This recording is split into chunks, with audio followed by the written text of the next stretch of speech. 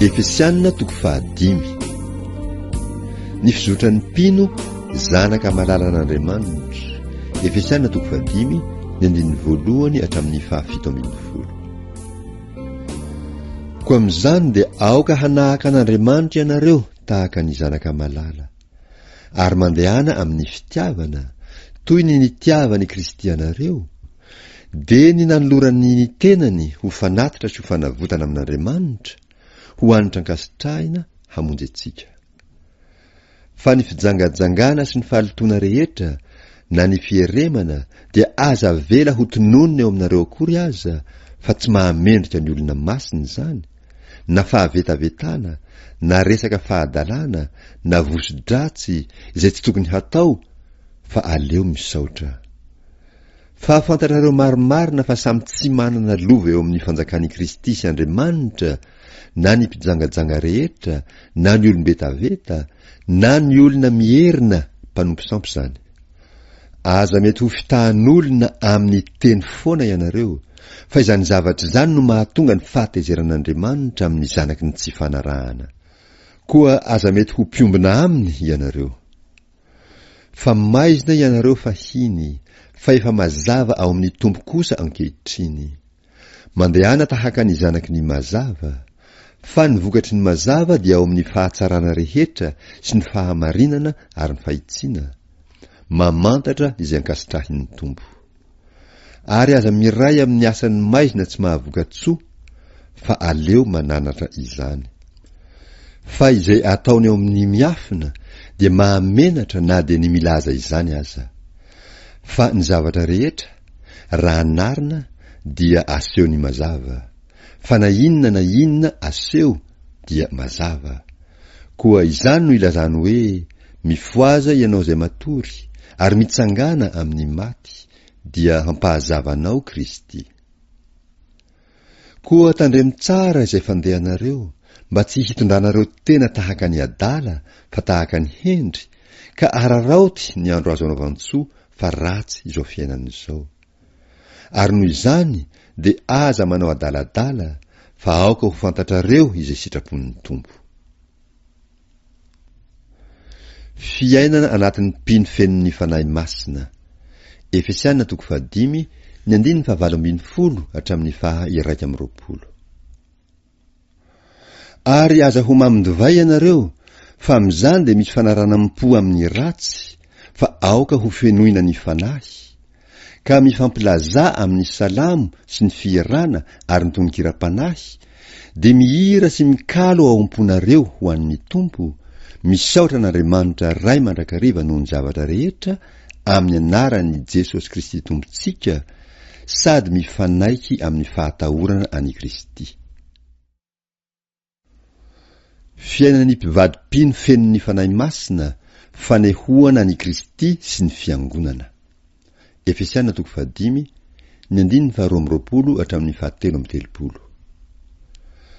Ianareo vehivavy, maneke ny vadinareo tahaka ny anekena ny tompo. Fa ny lahy no lohan'ny vavy, dia tahaka ny Kristy koa no lohan'ny fiangonana, ary izy no mpamonjy ny tena. Fa tahaka ny anekeny fiangonana an'i Kristy no hanekeny vavy ny lahy koa amin'ny zavatra rehetra. Ianareo lehilahy, tiava ny vadinareo, dia tahaka ny nitiavany Kristy ny fiangonana, ka nanolorany ny tenany hamonjy azy, mba hahamasina azy amin'ny anadiovany azy amin'ny rano fanasana amin'ny teny, mba ho raisiny ho an'ny tenany izany ho fiangonana malaza tsy misy pentipentina na fiketronana na izay toa izany, fa mba ho masina sady tsy misy tsiny izy. Dia tahaka izany koa ny lehilahy tokony ho tiany vadiny tahaka ny tenany ihany. Zay tiany vadiny dia tiany tenany. Fa tsy mba nisy olona tsy tiany nofiny, fa mamelona sy mitaiza azy, dia tahaka ny Kristy amin'ny fiangonana, fa momba ny tenany isika. Ary noho izany ny lehilahy dia handao ny rainy sy ny reniny, ka hiray amin'ny vadiny, ary dia ho nofo iray ihany izy roa. Genesis 2:4. Zava miafina lehibe zany, fa milaza ny amin'ny Kristy sy ny fiangonana aho. na dia izany aza samy tia ny vadiny tahaka ny tenany ianareo lehilahy rehetra ary aoka kosa ny vavy hanaja ny lahy.